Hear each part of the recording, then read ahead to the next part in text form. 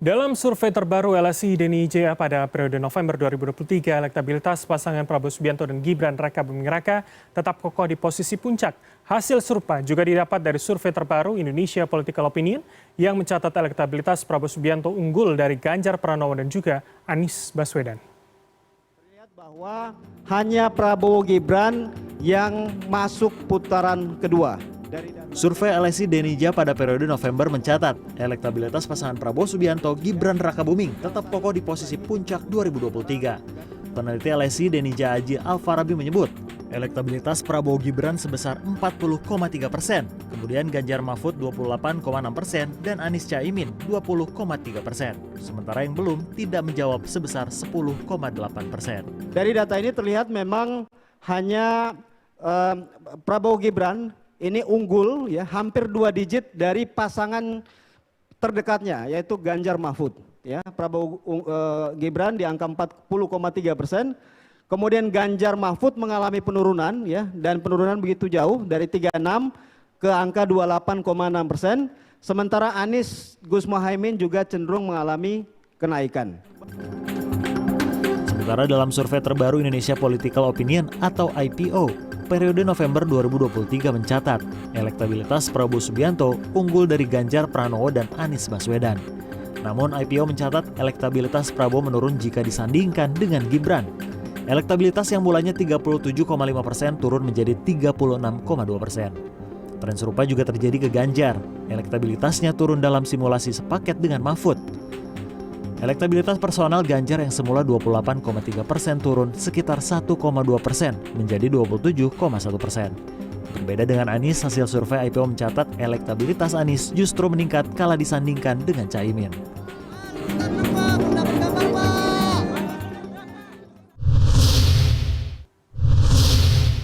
Sejumlah survei muncul pasca penetapan nomor urut Capres dan Cawapres peserta pemilu 2024 dan yang menarik tidak semua hasilnya berada dalam rentang yang sama. Salah satunya yang menyebut elektabilitas Anies Baswedan kini melejit ke posisi 2 di bawah Prabowo Subianto. Sementara elektabilitas Ganjar Pranowo disebut melorot ke posisi buncit.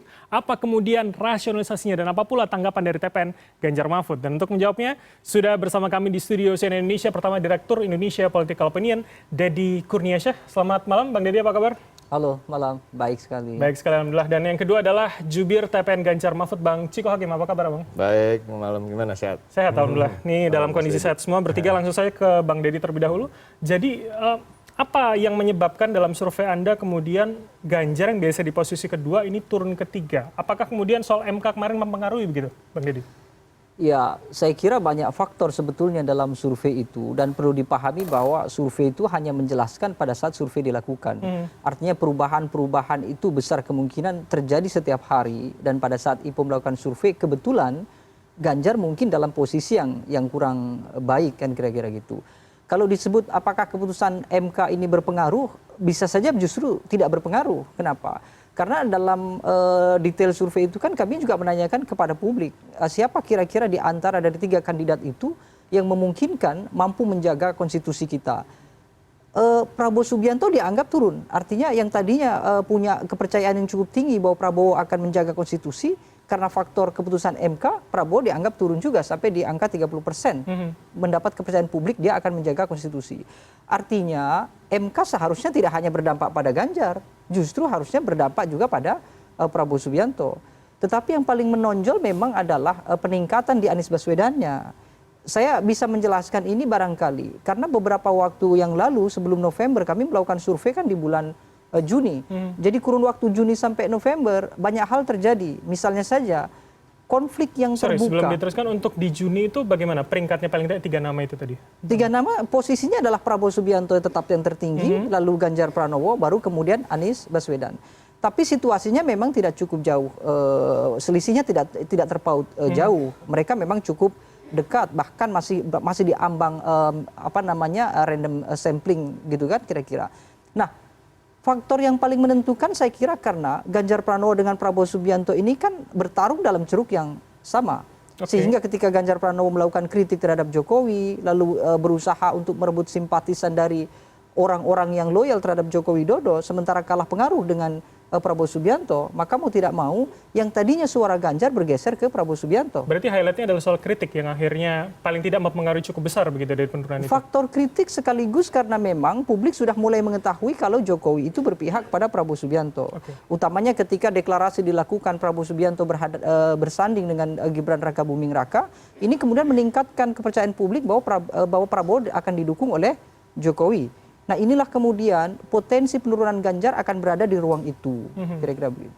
Oke, yang menarik juga untuk kemudian dicermati, Anda tadi mengatakan bahwa ketika kepercayaan publik menurun pada seorang Prabowo, tapi ini kan hasilnya kemudian pada elektabilitas tidak linear begitu. Dia tetap kemudian pada posisi pertama. Apa yang menyebabkan itu bisa terjadi begitu? Prabowo pada urutan pertama saya kira cukup umum. Kenapa? Karena Prabowo sudah dikenal cukup tinggi, popularitas Prabowo sangat tinggi. Bahkan di pemilu 2019, Prabowo mendapatkan suara 48%. Jarak dengan Joko Widodo dekat sekali. Artinya kalau kemudian kekuatan Prabowo yang stabil misalnya di 2019 didukung oleh Partai Amanat Nasional, dan sekarang pun didukung oleh Partai Amanat Nasional, posisi Gerindra juga tetap tinggi, lalu 2024 ada masukan baru dari Joko Widodo, maka peluang Prabowo tetap tertinggi dan punya potensi menang itu menjadi luar biasa. Memang yang jadi masalah adalah Ganjar Pranowo. Kenapa? Karena Ganjar sejak awal itu sudah membangun opini di kalangan masyarakat Jokowi akan berpihak pada Ganjar. Artinya posisi elektabilitas Ganjar yang tadinya tinggi, yang tercatat dalam survei IPO di bulan Juni itu, besar kemungkinan adalah sebagian besar adalah suara Jokowi juga. Berarti maksudnya ketika endorsement lebih jelas itu menentukan dan juga mengambil ceruk Ganjar kepada Prabowo begitu? Iya, misalnya di detail provinsi misalnya, dalam catatan IPO itu PDI Perjuangan itu akan tinggi di provinsi potensial Jawa Tengah, Bali, Lampung, Kalimantan Barat. Di era Jokowi 60% ke atas semuanya mendapatkan porsi suara itu. Ganjar Pranowo di Jawa Tengah sekalipun tetap di bawah 60%. Nah, sisanya kemana? Sisanya adalah tetap loyal terhadap Joko Widodo. Oke, Bang, ini juga menarik, kita mungkin bisa tampilkan bersama di layar ya. Kami sudah mencuplik dan merangkumkannya. Kalau dalam survei Anda, IPO itu ada yang kemudian hanya presiden atau capresnya saja, kemudian ada yang dipasangkan, dan mostly itu turun ketika dipasangkan. Saya ingin apa narasinya begitu untuk kemudian Ganjar Mahfud dan juga Prabowo Gibran? Survei itu kan berusaha untuk melihat hal yang paling general, utamanya memang pada ketokohan. Ketokohan di 2024 tentu yang kami uji adalah 6 orang.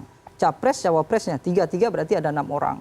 Di kelompok responden kami menguji, kalau Prabowo Subianto ditawarkan sebagai capres, Anies Baswedan, Ganjar Pranowo, posisinya memang Prabowo tertinggi, 37%. Lalu disusul oleh Anies Baswedan 32%, lalu disusul oleh Ganjar Pranowo di angka sekitar 27. Lalu kemudian ketika dipasangkan, cawapres memiliki pengaruh yang cukup signifikan. Salah satunya misalnya di Prabowo Subianto. Gibran Raka Buming menjadi beban, tetapi tidak cukup besar, hanya sekira 1%, sehingga dari 37 turun menjadi 36. Artinya bahwa beban Gibran itu membuat Prabowo agak sulit kemudian meningkat. Kemudian di Anies Baswedan ini kebalikannya. Muhaimin Iskandar justru menyumbang suara sekira 3,4% terhadap Anies Baswedan. Ganjar mengalami penurunan juga ketika disandingkan dengan Mahfud MD. Itu saya kira sesuatu yang normatif, karena pemilih besar kemungkinan mereka menunjuk capres langsung karena faktor kesukaan, atau mereka menunjuk karena wakilnya.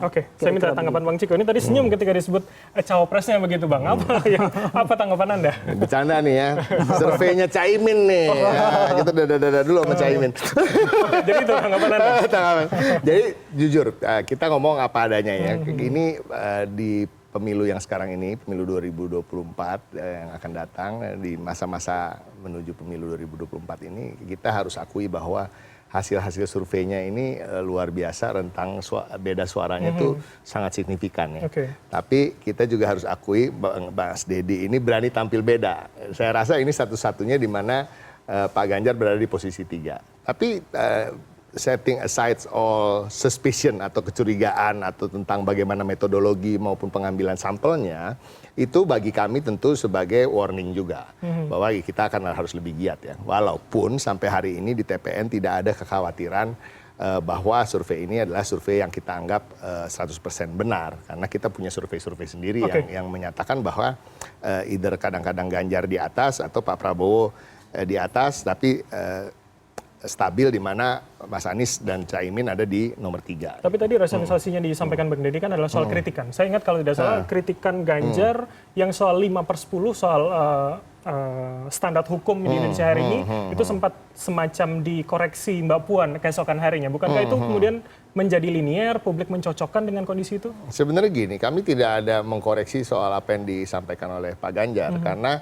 apa yang disampaikan oleh Pak Ganjar kalau difahami secara utuh atau didengar secara utuh adalah ketika setelah hasil putusan MK menjadi jeblok. Jadi tidak ada hubungannya dengan perjalanan penegakan hukum selama pemerintahan Pak Jokowi. Tapi diakui oleh Pak Ganjar bahwa karena ada putusan MK itu menjadi jeblok. Jadi ketika dia bilang 5, anggap aja selama ini nilainya 8, tiba-tiba ada nilai 2 di ujung. Jadi 8 tambah 2 dibagi 2 jadi 5 kan gitu ya. Bang Ciko, jadi tapi ujungnya kemudian itu. Jadi tidak hanya pada survei IPO begitu. Ini dalam beberapa survei pun kemudian tren penurunan juga ada. Tren penurunan, walaupun tidak langsung ketiga begitu. Gimana tanggapan? Kami melihat mungkin itu ada kebenarannya di mana suara-suara Pak Anies dan Caimin ini mulai menggeliat lah dalam kegiatan kampanyenya. Itu biasa aja. Tapi seperti dikatakan tadi, itu kan diambil survei itu ketika hari itu, ya kan?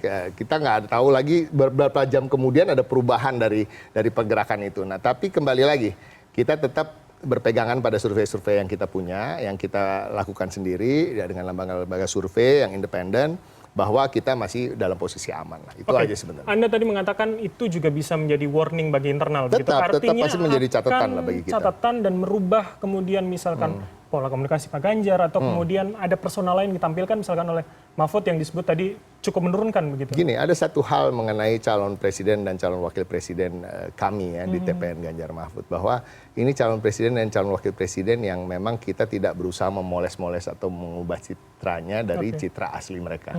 Jadi memang agak sulit karena mereka dua orang yang punya karakter yang kuat, iya kan? Agak sulit ya menurut Anda. Agak sulit karena juga, dan kita senang itu sebenarnya. Kita merasa cukup puas dengan tampilan beliau berdua, dan kita juga tidak ingin membohongi publik kayak gitu kan, mencitrakan beliau jauh daripada apa yang sesungguhnya mereka. Kayak Pak Ganjar ini kan punya background sebagai aktivis, ya kan. Pak Mahfud adalah background orang yang bekerja dari bawah untuk mencapai posisinya di atas dan banyak melakukan terobosan-terobosan di bidang hukum, dan bukan orang yang juga bisa diam-diam aja kalau melihat sesuatu hal yang dianggap nggak baik gitu dalam di dunia di demokrasi. Ini menarik, Bang Ciko. Berarti kan artinya hari ini publik membaca Pak Ganjar memang sedikit ceplas-ceplos begitu ya. Kritikannya juga cukup tajam, apalagi setelah MK begitu. Nah, ini dianggap kemudian kritikan yang tajam membuat pendukung yang dulu mendukung Jokowi akhirnya berpindahnya ke Prabowo, apalagi dikatakan tadi ceruknya berpindah. Nah, ini bukankah cukup mengkhawatirkan? Tapi begitu? Gini loh, kita juga jangan menganggap enteng publik dan merendahkan publik seakan-akan yang dilihat adalah orang yang mengkritik aja, dia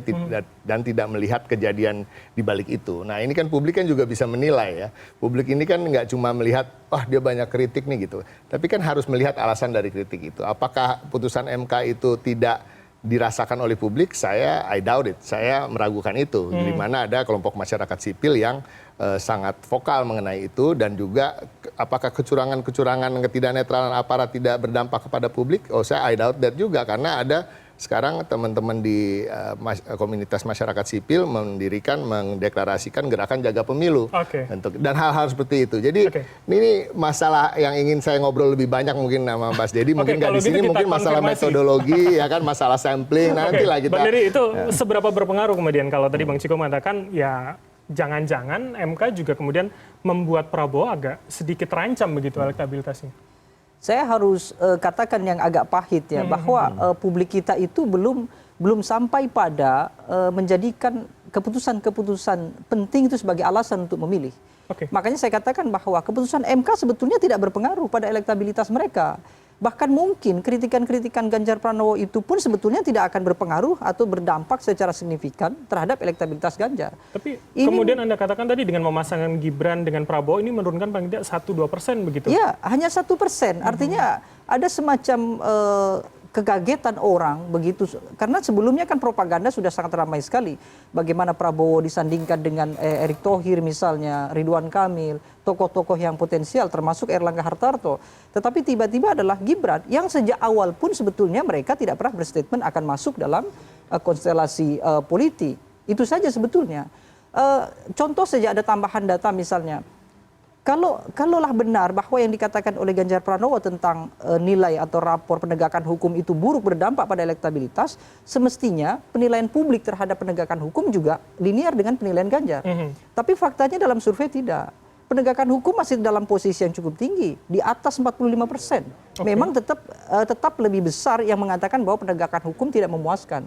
Tapi bidang ekonomi, politik, keamanan, termasuk penegakan hukum masih mendapatkan porsi yang cukup tinggi. Jadi maksud Anda secara keseluruhan begitu kepuasan tidak hanya dari hukum itu yang akhirnya menambah angka di Prabowo Subianto begitu? Ya, artinya memang ini murni peperangan opini saja, propaganda antara perebutan pengaruh dari Presiden Joko Widodo gitu ya. Presiden Joko Widodo dalam survei IPO juga dijelaskan memiliki pengaruh 21%. Megawati hanya 14%. Sehingga pengaruh Presiden Joko Widodo ini, kalau sebagian orang sudah meyakini bahwa dia akan bergeser ke Prabowo Subianto, mau tidak mau kan suara Ganjar pasti turun. Makanya saya jelaskan juga tadi bahwa di Jawa Tengah saja, Jawa Tengah, Bali, Lampung, kemudian Kalimantan Barat, ini adalah basisnya Ganjar Pranowo seharusnya. Artinya di provinsi-provinsi ini seharusnya Ganjar harus di atas 60%. Faktanya tidak. Faktanya di bawah itu. Bang Deddy, saya ingin konfirmasi. Berarti artinya kepercayaan publik, kepuasan publik itu tidak tergoyahkan dengan isu MK, Mahkamah Keluarga gitu kemarin? Data empiris menunjukkan itu tidak berpengaruh. Artinya publik hari ini ketika lebih banyak misalnya memilih Prabowo Subianto itu lebih didasarkan pada faktor Prabowo Subianto tokoh yang mulai disukai. Bukan persoalan Prabowo akan membangun Indonesia lebih baik, lebih maju dan segala macam.